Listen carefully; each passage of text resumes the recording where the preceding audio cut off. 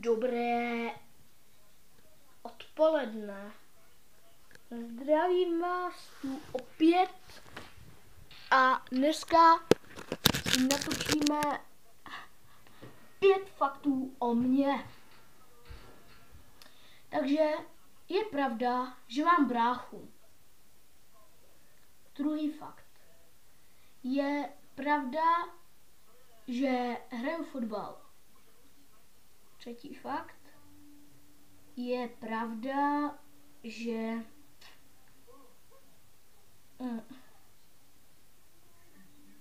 mám pokoj samostatně oddělený. A čtvrtý fakt je pravda,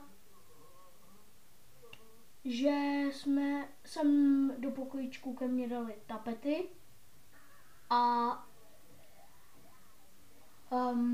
dali jsme sem tapety, protože tady byly plísně, protože jsme měli moc blízko postel.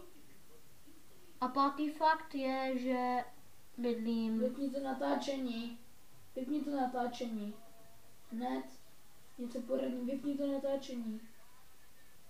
To neřešte, to je jenom... Vypni to natáčení, vole. To je jenom jeden kluk. Vole, debilní, vypni to. Kámoš Vypni to. nechce vůbec nic. Vole, chápeš, to znamená slovo vypnout. A pátý fakt je, že... Jak bych to řekl? Že mám velkou zahradu. Zahradu. A jednou vám ukážu videjko, já natočím videjko na zahradě.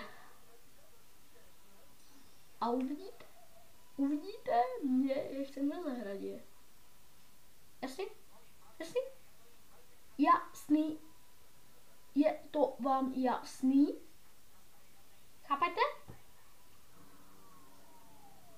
Jestli chápete, tak dejte palec nahoru.